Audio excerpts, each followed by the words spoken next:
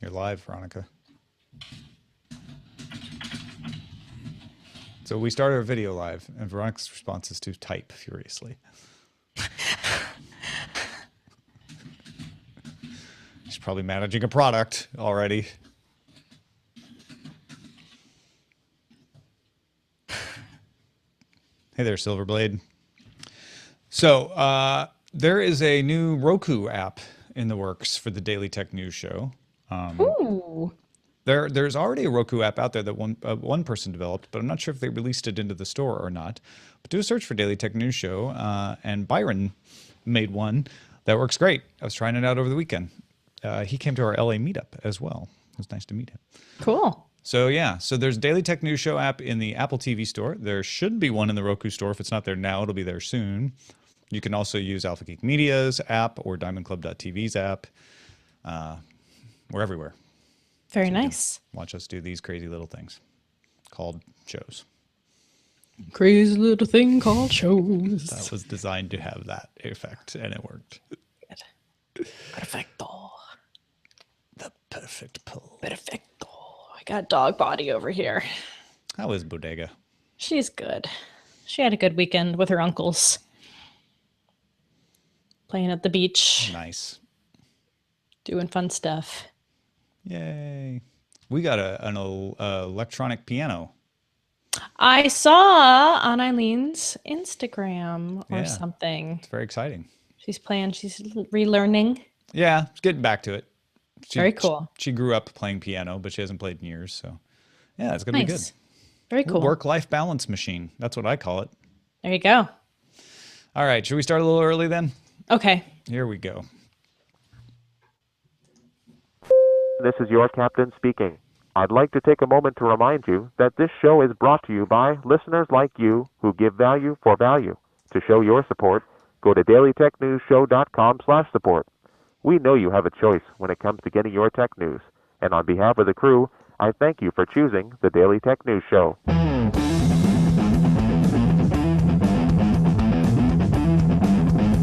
This is the Daily Tech News for Monday, March 28th, 2016. I'm Tom Merritt. Joining me today, Ms. Veronica Belmont, host of Dear Veronica and Lady of the Internet. The sword in the sword and laser. The sword and the sword and laser. Thank you. Yes. Stay tuned. This week's Sword and Laser, we're going to interview Charlie Jane Anders, the author of All the Birds in the Sky, and I will be telling people more about a book that I wrote. I'm very excited for you. Tease ahead. Thank you. We also, on the show today, will be joined by Matt Hartman, VC investor at BetaWorks and host of Doing Your Business podcast, to talk about chatbots. We talked about his Medium post previously on the show, and now we're going to bring him in to talk to him himself. Yeah, and I'm really excited about that because, as everybody in the audience knows, I'm kind of really into bots and artificial intelligence and machine learning and things of that nature. And Matt is also very excited about those things. So I think it'll be a great conversation. And there's still time, by the way.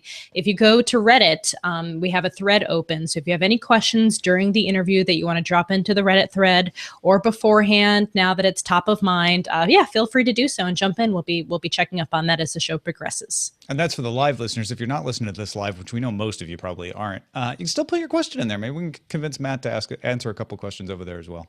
Good idea. Let's start off with the headlines. First of all, a public service announcement. Instagram is not turning on their new algorithm yet, despite what you may have seen from panicked Instagram users asking you to turn on notifications for their posts. Just Instagram itself said, not turning it on. We hear you. Not turning it on yet. We'll let you know when we're turning it on. We're not turning it on yet. So you have to subscribe to people that you've already followed in order to see their All they're stuff doing is what Twitter did, where some things will show up at the top of your post non-chronologically because they think you're more interested in them. And then eventually everything will be chronological again. But everybody's freaking out because it hasn't started yet. It's going to be all dog photos all the time. The algorithm's going to get me, even though I don't necessarily want that. Whatever. Now the actual headlines. Oculus co-founder Palmer Luckey flew to Alaska to deliver the first Oculus Rift headset to Ross Martin. The headset was signed by all the founders of Oculus, and Lucky streamed the moment on Facebook Live. Of course, Facebook owns Oculus. Martin was the first person to pre-order the Rift back in January, which is a feat all of its own with as many people as were trying to order it. So it was a cool touch. I liked it. I think that's really sweet. It definitely kind of not congratulates. What's the word I'm looking for? Honors? Sure. Maybe? Honors. Denotes. Yeah. I mean, he that was pretty cool that you get to be number one. I'm kind of cracking up that he's all the way up in Alaska. Yeah, I know, right? Of all places, yeah. and they delivered it to him at work, and he couldn't use it on his work machine, so like he couldn't actually use it till he got home later that day. Oh, thanks, guys. Yeah, thanks a lot. But I think Palmer Luckey, I mean, he started this from scratch. This was his idea. So I think he was really excited to put it in the first consumer's hands as well. Yeah, it's come full circle. Periscope also getting some accolades. It's been available for a year and celebrated by releasing some usage numbers. Yeah. More than 20 million broadcasts have been made since it launched, 100 million since January. Users watch around 110 years worth of live streams a day in the app. That's incredible. Yeah, that doesn't count people watching a live stream embedded in Twitter. We were just talking about it in the Periscope app. I think you said 20 million by mistake. It's 200 million since launch. 200 million broadcasts. I was still focused on usage numbers. Of course. But 100 million since January is really the impressive number there. And poor Meerkat, speaking of honoring. They're still around. Don't forget about Meerkat. They're looking to pivot, actually. Yeah. Everything I've read shows that they are kind of moving towards maybe the more destructible conversation kind of bent, like a la Snapchat. The way Yeah, Snapchat so started anyway. we'll see. And still does. Engadget passes along a translation of a Nikkei interview with Sony's Masasayu Ito, in which he says Sony is considering plans to let the PlayStation VR be used with PCs.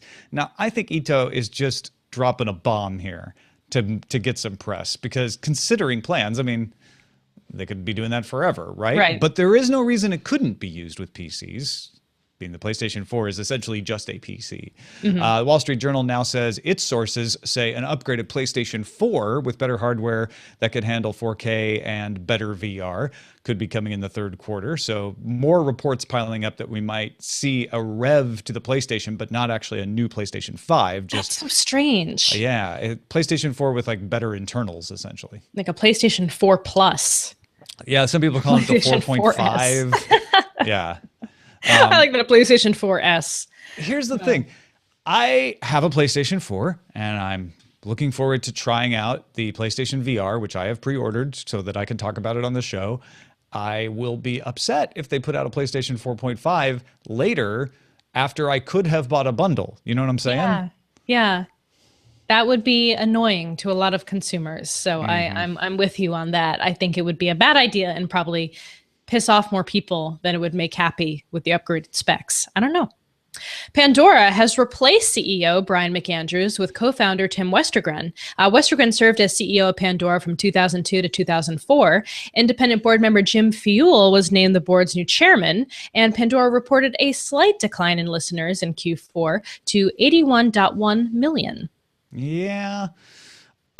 There were a few other executive shakeups, moving people around, putting people in new roles at Pandora. It sounds like they are probably still wanting someone to acquire them, but need to polish the ship up a little more before they can get somebody on the hook, if you will. So Pandora is such a strange, they have such a strange market fit right now, because everything is really all about on-demand streaming. And I frankly don't want to pretend like I use it anymore, because I don't, and therefore I don't really know what new features they've adopted in recent years. But it seems like most people are leaning towards the Spotify's and the Apple Musics of the world, instead of kind of relying on an algorithm to choose more randomized music based on tastes. It's more like we're a lot more selective about what we're listening to, but I could be wrong. Well, there's that, but there's also things like Spotify's Discover Weekly, and I know in Google Music, which I use, there's a bunch of different playlists if you're in a mood for something. So a lot of the things that I used to use Pandora for back in the day now exist in services that people pay for. And if you're paying for a service, why would you need to pay for another service or even use another service for free when it's already in the service that you're using? So I think what Pandora needs to do is polish the product back up and offer some compelling reasons why you want to live in the Pandora universe. Remember, they bought Rdio, what was left of Rdio anyway. Yes. So I could see them rolling in something that is a Spotify competitor in the Pandora universe. And I mean, they're known for their algorithm. They're known for Yeah. for really catering tastes around people's likes and dislikes. And so I can see them creating a pretty competitive product to Discover Weekly and to things that Spotify is currently working on. If they can add the feature set from Rdio, that was great, that people loved, especially the reviews. And so yeah, we'll see. NTT Data Corp announced Monday it has agreed to buy Dell's IT consulting business for $3.05 billion. Dell needs the money because it's in the middle of acquiring EMC, pending EMC's shareholder approval. Dell's IT services division, also formerly Perot Systems, yes, that Perot. Ross Perot, and will give NTT Data a larger presence in North America. So interesting enterprise shifting of the landscape, but everybody gets a little something that they need. Google search became accessible in China for more than an hour before blocks on the service were reestablished. Wah wah. Google introduced new web servers to the region, and it took a while for them to be recognized. China blocks access to inappropriate websites, and Google does not self-center its search results in China. So if they add new servers and start having Google in China, it has to be China to figure out that Google is working and then censor it. So for a while, the internet was free, or the Google internet was free for Chinese At least some citizens. of it was, yeah. Some of it. An interesting take, especially with Google making noises about returning to China with Android anyway, that they wouldn't have cooperated more closely. I can't imagine that this went down well with Chinese authorities, that they changed all these web servers and suddenly the blocks didn't work anymore. I kind of love it. I kind of love it. It's kind of like a big like, "Whoa, F you" language. On a somewhat sadder note, as has become standard practice, Facebook turned on safety check negotiations after the bombings in Lahore, Pakistan Sunday. The notifications sometimes arrive by text messages and say things like, have you been affected by the explosion? With instructions then on how to reply. You can usually like text the word safe back or reply to the Facebook message with safe. This time, however, some people outside of Lahore, Pakistan, received the notifications as far as ways as the United States and the UK in some instances, causing a little bit of confusion. Facebook apologized for that. They said it was a bug, but it was a little unsettling to folks, given the unfortunate repetitive nature of these kinds of events, to have a text message just saying, are you affected by the explosion? Immediately people are turning to news saying, what explosion? What happened this time? Yeah, I had a lot of friends on Facebook who were posting pictures of that notification saying, I got this. It was a little weird. But yeah, I mean, I'm glad that this is a great feature, I think, that Facebook has added. But yes, it can be, under the wrong circumstances, be confusing and a little fear-inducing for sure. Yeah. Uber has added a feature to its app called Code on the Road. Yes, Code on the Road. It has 60-second coding and debugging tests to help you while away the time during your ride. The feature is showing up in cities with large numbers of tech workers like Boston, Seattle, and Portland, not San Francisco. If you do well in the games, you might get an email address to apply for an engineering position with Uber. What a funny way to get applicants. Yeah. And fascinating. It's like they want you to be a user. You're already clearly a user of the app if you're in the car using it. And you're like, I just think it's a cool way to recruit people. And we're not saying it'll never show up in San Francisco. It just nobody's seen it there. Maybe they don't need the help recruiting there as much. But yeah, it is pretty crazy. Like the selection bias there is you have to look at Code on the Road and be interested in it, right? Yes. And then, like you say, you're using Uber, you're sitting in the back doing little 60-second hacker challenges, putting stuff together. It reminds me of all of those sci-fi books where, people are solving puzzles on the internet and then suddenly they reach out and get recruited by the secret society that is looking for the most intelligent people on the planet to help them. Or it's Ender's Game. Yeah, exactly.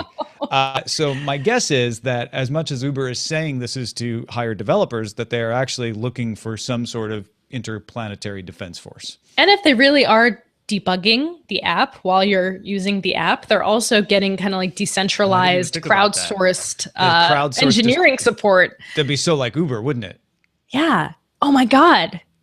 I think you That's the cracked it. story. We buried the lead. I think you're right. Like they're doing distributed code fixing. Yes. How funny. I wonder how much of that is true. There's got to be a little truth in there. It's just too good. One of my to pass mentors up. works at Uber in product, so I'll have to ask him. Yeah. Good. Drop a line. Let us know. Okay. I'm excited about this one. BQ has started taking pre-orders for the 10-inch Aquarius M10 Ubuntu tablet. Comes in two models, 259 euros for a 1080 by 800 screen and 299 euros, I'm sorry, for a 1280 by 800 I was like, screen. that's a bad display resolution. 1080, 1280 by 800, and 299 euros for the 1920 by 1200. Both have 2 gigabytes of RAM, 16 gigabytes of expandable storage because they have the SD card slot. Shipping is expected to begin the second week of April, and they can be used as computers, right? Because they're Ubuntu. So if you plug them into keyboard, mouse, and a screen, then you can use them just as you would an Ubuntu computer. It's not the highest powered Ubuntu computer, but you could do a lot of the things that you would normally do on it. I think that's pretty neat. And the price is right. Yeah. Sam Mobile, good old Sam, spotted an interesting device name in the changelog for the Samsung Level app, the Galaxy S7 Active. It's not a huge shock, as each Galaxy S phone since the S4 has had a rugged waterproof version called the Active. However, the S7 is already waterproof, so an S7 Active would likely have stronger waterproofing and emphasize its durability more. Yeah, a lot of people were looking at this saying, well, why would they need an Active that's already waterproof? Right. And Sam Mobile pointed out, well, it could be military waterproof. There's waterproofing and then there's better waterproofing. And the Active is always supposed to be stronger, more durable. And obviously, it still would have the ruggedized case and all of that sort of thing. Samsung is not responding, of course, but it doesn't surprise me. They've had an Active pretty much every beat. I would assume they would be coming out with one. It is a little bit of a harder marketing challenge when you've got, hip hop artists out there pouring water over the Samsung Galaxy S7 in ads right now to say, well, you need to pay extra for the Active because then what? You could dive down to the bottom of the ocean with it? I don't know. Yeah, I don't know. That's curious. More Activer. So The S7 Samsung more Galaxy Activer. S7 Activist. The Activist. It's very rugged, can survive many demonstrations. And So there's a military grade of waterproof. Yeah, what did That's a Sam Mobile thing? call it? It's like it's more than just the IP rating. There's a military grade of durability that they mentioned here. MIL STD 810G, military grade protection from liquids, particles, drops, and other things. Remember, it's not just liquids too; it's also dust. And drops, I suppose. Yeah. Exactly. And finally, Taiwan's TSMC signed an agreement Monday with the Nanjing city government in China to invest $3 billion in advanced wafer manufacturing facility there. TSMC referred to it as a 12-inch fab and design service center. Production is scheduled to begin in the second half of 2018. TSMC already owns an 8-inch chip-making plant near Shanghai. But just a sign that we're seeing the Taiwanese manufacturing magnates realize that there are a lot of chip-making companies opening up in China, and a lot of manufacturing is done in China. So if you want your chips to be bought, you need to have that factory in China, it looks like. Wafers and chips. This was about computer chips and wafers Oh. that make for a delicious high-end computing. Perfect. Yeah. So thanks to everybody who submits stories. Get in there and do some submitting for us, folks. dailytechnewsshow.reddit.com is the place to go. Steve I.O. and Captain Kipper, for example, both submitted stories that were used in today's show. And as Peter Wells mentioned on day 6 yesterday, sometimes you can just go in and spend the afternoon looking at the dailytechnewsshow.reddit.com and find all kinds of interesting things. We don't always have time to cover all of it here on the show. So get in there and do some voting, if nothing else. dailytechnewsshow.reddit.com, and that is a look at the headlines. So joining us now, Mr. Matt Hartman, VC investor at BetaWorks and host of Doing Your Business. Thank you for joining us, Matt. This is great. Thanks so much for having me. So Veronica, you start us off here because you were the one who noticed the post that Matt wrote on Medium that got us talking the other day. Yes, so of course, as most of the audience knows, as I mentioned, I'm kind of obsessed with bots right now. It's something I talk about and think about a lot.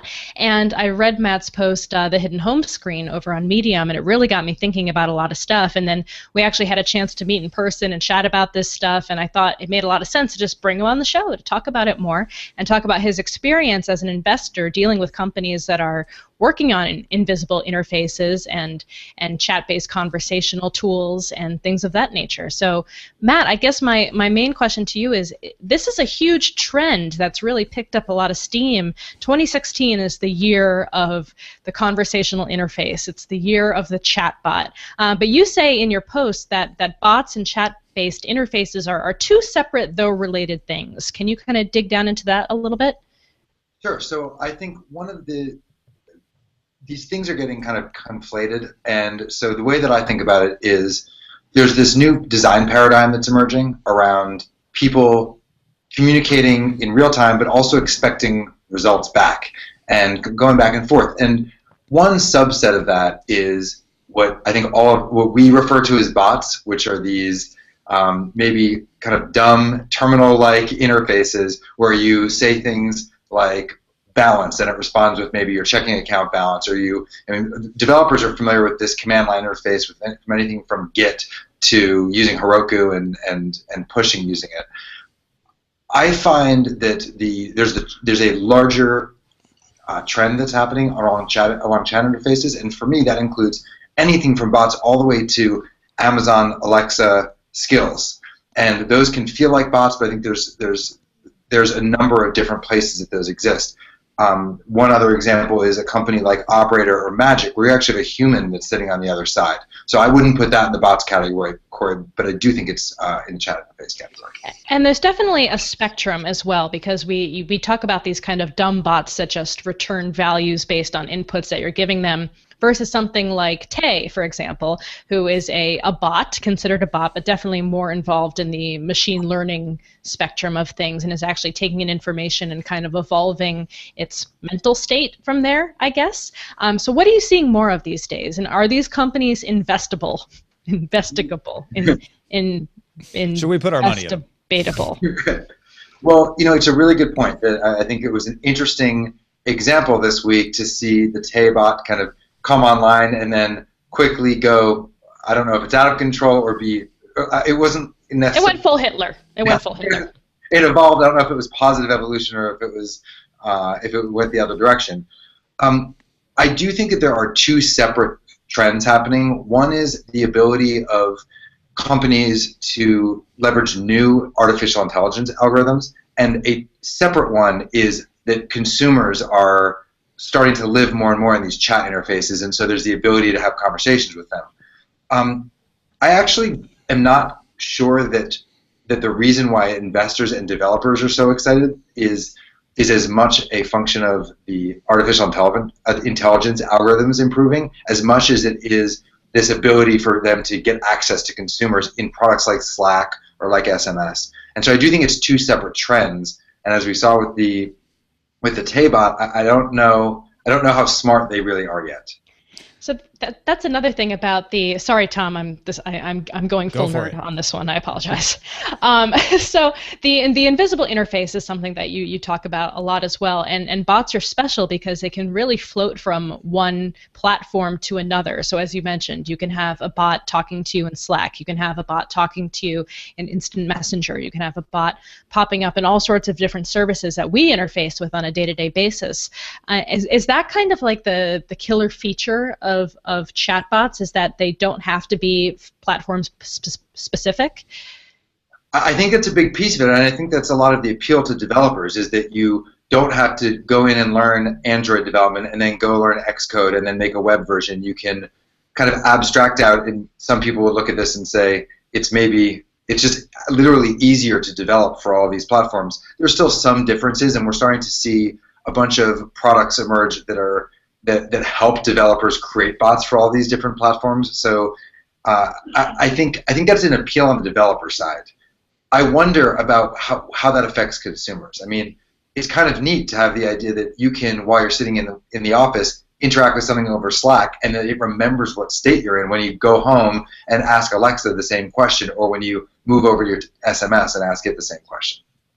I think one of the things that I like about the Slack bot system that I've interacted with is how it sort of guides you into it. Because as you mentioned in your post, it's attractive to developers to not have to mess with a graphical user interface. It kind of fits in with the long-standing tradition of the command line is better and keyboard shortcuts are better than mouse gestures and mouse movements. So I get the developer side of it, but the more you can make it work naturally so that I don't have as a user to think about anything or learn anything, the better it's going to work. Right. But one of the things that you mentioned in your Medium post as well is how do you get people to know it's there if you're doing it on another platform like SMS or Kik or any of those? Well, how do you let them know it's there, and how do you properly onboard them to give it the right domain expertise? So you may not know what a bot is capable of doing when you're first encountering it, what kind of bot it is. So how does the bot tell you what it's good at? I think that's exactly the right question, and it's a big open question in terms of user experience. So if you picture what Amazon was sort of famous for at one point was saying, okay, well, this button gets clicked on more if it's green or if it's bigger or if it's in a certain position, and they were really good at doing that. I think that's what a lot of user experience research has gone into. Now we have this interface that it doesn't even let you know that it's onboarding you. You write it and maybe you send it a text message and then it responds.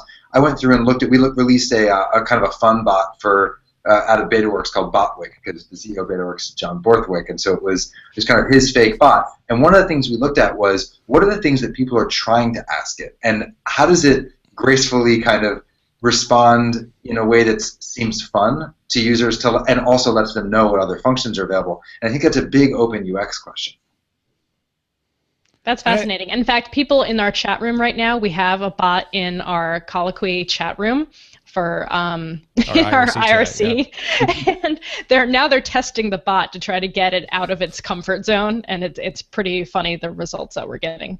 But yeah, that's what I think is so interesting too, is because bots work best when they have a very specific domain that they're good at, I think. But it's funny when you try to get it out of its comfort zone and make it talk about things that it doesn't necessarily know about.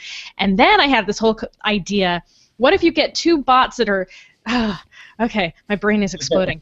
Okay, so if you have two bots that are good at two different things and they start actually having a conversation together, this is actually brought on by an interview with the creator of X.AI. And he was saying, if you start having two bots talking to each other, one's trying to schedule a meeting and one's trying to pick a place to go to dinner or something like that, pick the best restaurant recommendation, are they going to have this real, legit natural language conversation together? And are we putting limitations on them by making them communicate in natural language as opposed to letting them talk in bot speak to each other? So is there a B2B for bots? Yeah. Like bot to bot? Do we need a system, like a bot-specific language where they can communicate to each other, or are we going to limit them to using natural language? Yeah, it's a good question. I think part of it is maybe who the audience is too, because I could see a world where it could be useful to you to see how that location got picked.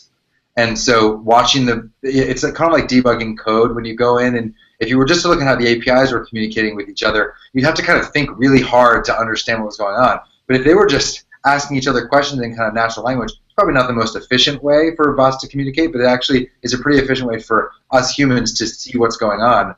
I could picture a world where I walk in to my apartment and I tell Alexa to turn on the lights. Alexa's then telling my lights to turn on, and then it's communicating back, and maybe I can see some of that. That'd be kind of interesting. Yeah. I feel like the end game here is some kind of machine learning system where you don't have to learn how the bot works or what words the bot likes. You just talk to it. And if it misunderstands it, just asks you a clarifying question like any of us would. But I love this idea of on the back end, there are bots that you output to, right? So maybe you ask Alexa, hey, I need to ship 2 books to Martin. And Alexa goes to your contacts, finds Martin's address, and then goes to ship and does a bot-to-bot communication to get your shipping done. And it all takes care of itself on the back end. And all it says is like, okay, the person will be here at 2 o'clock. Make sure you just hand them the books then. Yeah, it's interesting. It's almost like the next evolution of APIs. It was a big deal. Before APIs, you had to actually call another company and do a business development relationship with them and cut a deal and say, okay, here's what we're going to allow you to have, here's what we're not. And when companies started opening up their APIs, any developer could use them. I could almost see the next evolution of that being okay, now we're going to have like project management of this particular process done by bot. It's kind of what you're describing. Yeah. It's interesting. So we should probably take our Reddit question that we got from the ABM, who says, hi, Matt, what are the biggest challenges you predict for the chatbots industry, i.e. monetizing, distribution, etc.? I think there's a lot of challenges right now, and that's part of the problem I think you see on the funding side is that there's a lot of open questions. So I think that user acquisition is a big one because so much of this isn't social, and so it's you being social with a bot, but not necessarily in front of anybody else. And one of the big abilities that people had with social networks was to be able to say, I'm going to do this in a little bit more public, which also creates the ability for that network to acquire more users. So I use Snapchat. I want you to join me on it, so I tell you about it. If we're using a bot that's where you're just communicating with that bot, it's not necessarily social, which means you have to find another way to have user acquisition for the bot company itself. And that is related to monetization. I think the two problems with monetization are, one, it's a text. So like, where does your ad go, right? So if you have a blog or if you have a website, there's sort of some known ways that you can make money. And on the bot side, I think the thing that we are seeing right now is that the bots that seem like they can make money have services incorporated with them. So maybe the user ends up paying something, and then the companies can use that lifetime value to then spend against acquiring new people and advertising. But I think we're really early in that stage yet, in that area right now, and it's almost like the companies there's an argument that the companies that will win in this early are ones that already have existing services. Uber is one example, I think, where you can imagine having an Uber chatbot or an Uber Alexa app that was launched recently. And it's because there's some depth of the service, which is there's cars driving around that you're willing to pay for. And so I think that the monetization will be hard also. Well, there's way more that we could continue to talk about. So folks, go follow Matt Hartman on Twitter, twitter.com/Matt Hartman. It's 2 T's in Matt. And the website is, what is it? My podcast website is dybpodcast.com. Yeah, and go subscribe to Doing Your Business with Matt Hartman as well. Matt, thank you so much for taking the time to chat with us. This was great. Thank you so much for having me. I appreciate it. Thanks, Matt. Bye-bye.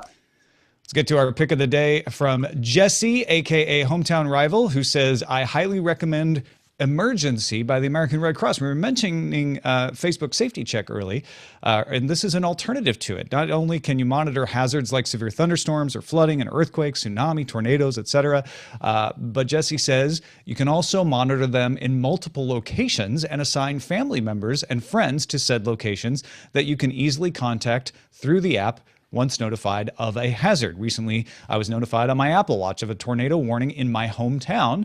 From the watch, I was able to quickly send a text to my mom, and so she was able to tell me she was safe, which she was. The app also provides important safety tips on what you should do before, during, and after a hazard, along with tips on how to plan for a hazard, which is something that it's hard to make ourselves do because we're humans. You know, we only react to the threat.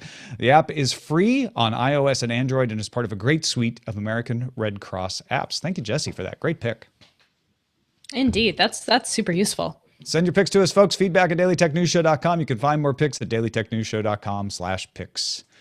One message from Rich in lovely Cleveland said, as someone who is a photography and free things enthusiast, I am definitely one of those. Yes. I really wanted to try the newly free Nick collection. But if you didn't hear, the Nick collection by Google is a bunch of plugins that you use in other applications.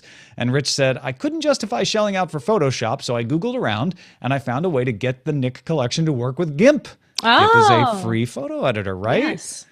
Requires you to install the shell out plugin in GIMP and then add 4 lines to your config file. So it may not be for everyone, but for someone who just wants to try out the Nick collection, it's worth a little futzing. And he's got a link to the Windows guide on Tumblr about how to get this added. I thought that was a great little tip from Rich. Thank you so much, man. Yeah, I hate GIMP, but that's a great tip to get to use that suite of software. Right? I mean, I wonder if you would hate it as much if you were using the Nick collection with it. I don't know if that would change. It's possible. It's been many years since I've used it, so maybe it's been updated in much more pleasing ways, but I did not enjoy it back in the day. Yeah, it had a weird interface for a long time because it was trying to emulate the old Mac OS 9 way of doing things. But I know it has gotten better over the years. I use Acorn, oddly enough, because I got it in a Humble bundle a long time ago. I like Pixelmator. I also think I got that in a bundle. It's one of my favorites. But check out GIMP if you're looking for a free, powerful thing. The thing about Acorn and Pixelmator, And Pixelmator, not powerful. They don't do what Photoshop does. I don't need them to, but if you do, GIMP's something to check out.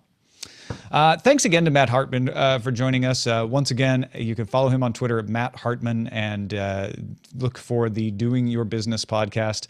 And Veronica Belmont, thanks to you as well. Of course. Happy to be here as always. Thanks for having me. Thanks for digging up Matt Hartman and bringing him in. That was cool. Oh, I could talk about bots forever. I had so many more questions to ask too. I might have to maybe I should just do a bot podcast. Who knows? Yeah. You can do a special bot episode and throw it in the audio feed. That'd be awesome. Oh, that'd be fun. Yeah. Yeah. Go for it. Do whatever you want. Okay.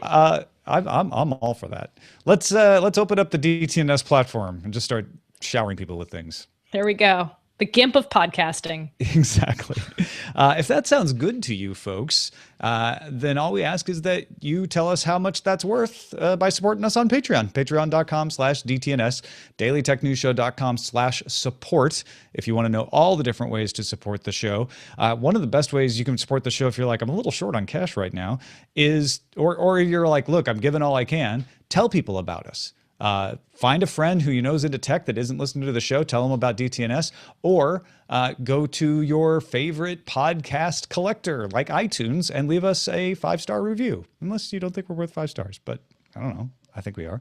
Anyway, just leave a review there because reviews also get the word out. And the more people we tell, the more things we can do. So thank you so much for your support of Daily Tech News Show. Our email address is feedback@dailytechnewsshow.com. You can give us a call at 512-59-DAILY. That's 512-593-2459. Catch the show live Monday through Friday at 4:30 p.m. Eastern Time at alphageekradio.com and diamondclub.tv, and visit our website, dailytechnewsshow.com. Back with the French Finn, Patrick Beja, tomorrow. Talk to you then. This show is part of the Frog Pants Network. Get more at frogpants.com. Diamond Club hopes you have enjoyed this program. That was a good show. Thanks. Yeah, I got a little overexcited. I apologize. No, I was glad. I was just waiting. You know, I'm always waiting to like jump in if there's nothing else coming, but you kept coming, which was awesome. Good. Good stuff. Let's refer to the showbot. To the showbots.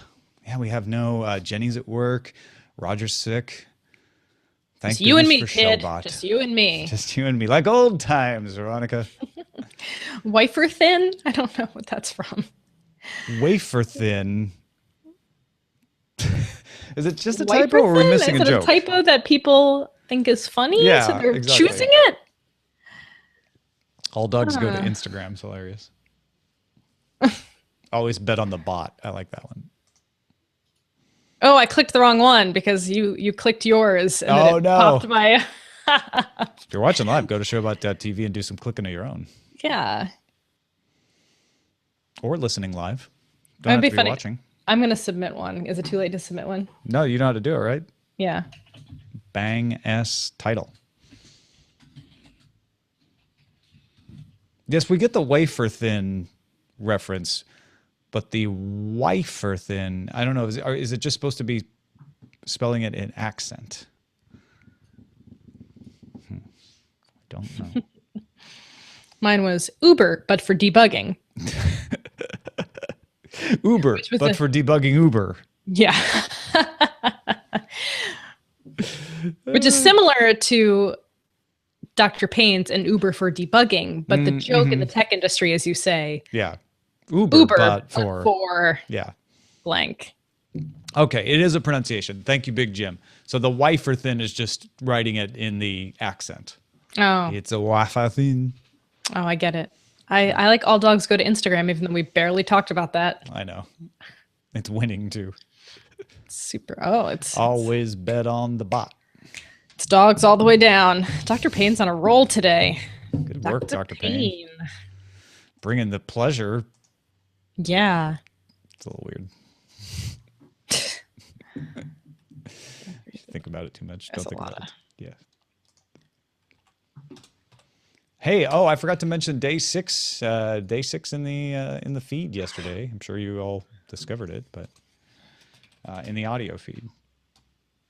A lot about visiting China and the Chinese tech scene. All right. Always bet on the bot. All dogs go to Instagram or Uber, but for debugging Uber. Or maybe just. I feel like it should be bot because something about bots Yeah. because that was our main topic. Well, always bet on the bot is tied for number 1. So let's do that then. All right. Always bet on.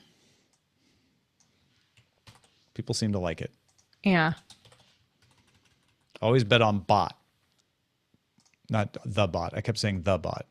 Just always bet on bot. Always bet on bot. Started at the bot. Now we here. Oh, we missed a question. We did? Oh, crap. It just happened.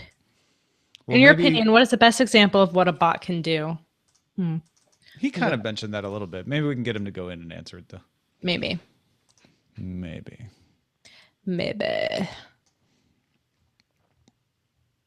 Always bet on the bot. Always bet on the bot side of life. Bot side of life. Boogie in the bot.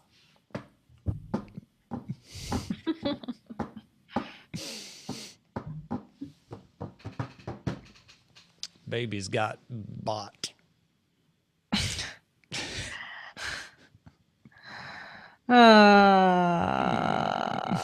Someone sent me a bot or not t-shirt, by the way. I've been meaning to thank them. What? If it was somebody sent me a t-shirt that said bot or not on it. Oh, that's cool. I got it. Ryan got me this shirt that says, "All I want is to pet all the dogs." I saw. Was that on Snapchat? Yeah, I Snapchatted it. Well, first I Snapchatted the poster that's in the mission that says this, and then I showed it to him, and then he was got a me good the husband. shirt. He got me the shirt. Good job, Ryan. Good job. I've had some epic fails in the gift department in my marriage. I've I've had some successes, mind you. I'm not, but yeah, there have been times where I'm like, oh, she really likes that. The best one was I got her a t-shirt. I don't know if she showed you this when we were on holiday in December. I got her a t-shirt because she was sitting down at the table pointing at it in Amazon and saying, I really like that. It's really funny. And I got the feeling like this was a like hint. Yeah. She added it to her Amazon wish list. That I got her the t-shirt. She opens it up for Christmas. She's like, oh. I'm like, what do you mean, oh? She's like, oh, well, I wasn't really serious. I'm like, you added it to your wish list. It's like, I did? She's like, I must have been drunk. But then she wore it. She was a sport. She wore it. Okay. That's nice. Yeah. You tried. You cannot be faulted for that. Yeah. I was like, okay, this is not like me horribly misinterpreting something. Like I had safeguards in place. Yeah. That was a good try. That was a good solid try. Exactly. Thank you. Big Jim's like, if it's on the wish list, it's fair game. I'm like, why did you add it to the wish list then? Because it could have been somebody else, like her dad or somebody could have bought it. I need to add some more things to my wish list. It's the only way I get presents from my relatives. Yeah. Gotta remember to do that.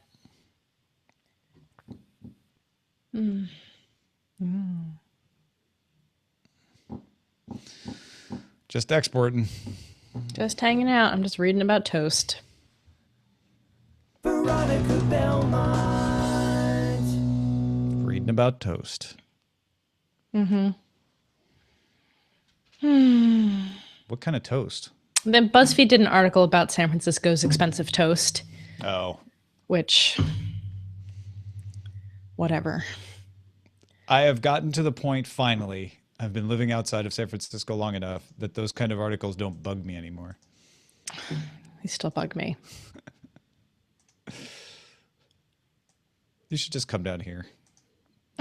So much more grounded and less. Really? 3 toast rating for the mill? That's bullshit. Oh, sorry. Damn it. Sorry. Oh, belted, great. belted. Now we have to put an adult tag. Oh, I'm sorry. Apologize right now. I'm to sorry. The person who's YouTube. emailing me. I'm sorry, the person who's emailing him. I forgot we were live. I'm sorry. That's I'm just how comfortable you are with the sorry. audience. I love you guys. Belted. When you're a project manager, you'll still have to watch your mouth. I know. Or product manager. Yeah, project manager is a different thing, Tom. Yeah, sorry. It's okay. Watch my mouth. Yeah. Same with program manager. I'm also not a program manager. Are you a donut manager? I'm I would also like not to be a donut manager. Manage all the donuts I in my manage mouth. all the donuts. Manage to eat all the donuts. That's what I would do. Veronica Belmont. Veronica Belmont.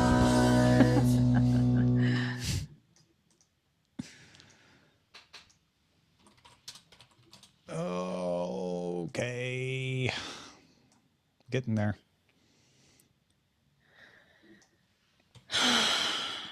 I always forget that you can't put hrefs into the ID3 tags. Can you? What? You can. I always take the href links, you know, the code, the HTML out of. I always put it in before I paste it into the ID3 tag and then I have to take it back out. Maybe I don't have to. Maybe I could just leave it in there and it would be linkable. That might be a cool thing that I'm accidentally preventing.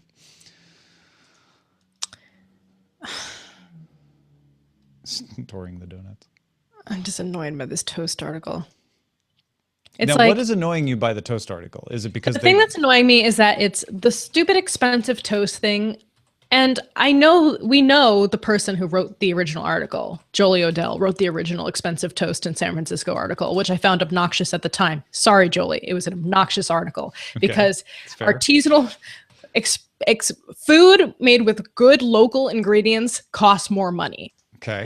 And they're using that money to pay for people who live in an already crazy expensive city. These are people who work in cafes and coffee shops, and they're the people who are making you the toast, and they are deserving of making a living wage.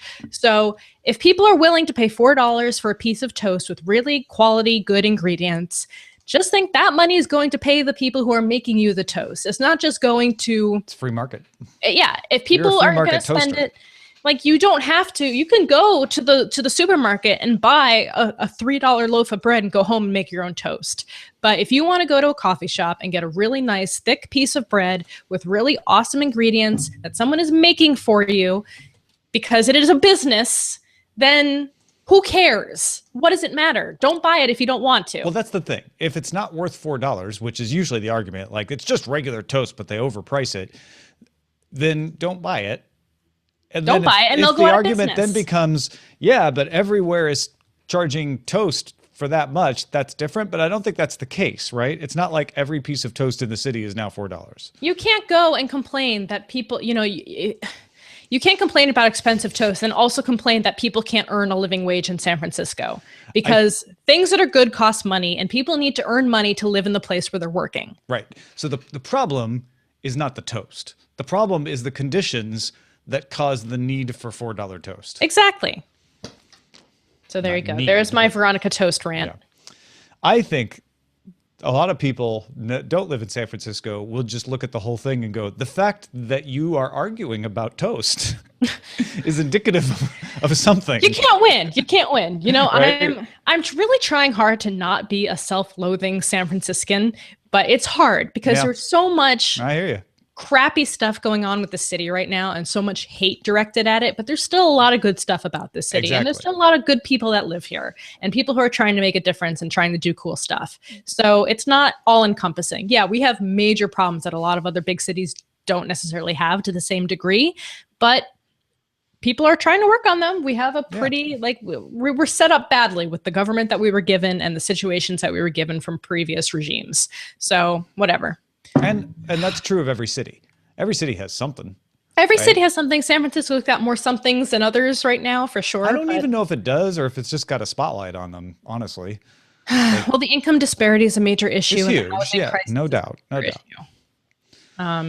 The housing crisis is really like the fact that we can't build more in San Francisco is really the bedrock of a lot of the problems here. And New York City has faced those same problems over and over again in its history for longer. So it's not like it's never happened before. It's not like San Francisco invented a housing crisis. No, we're innovating on it though. Yeah, you're disrupting the housing crisis industry, making it bad in all new ways. Yeah. All right. Well, I am out of the post. Thanks everybody for watching, and we will talk to you tomorrow from Finland, partly. Bye.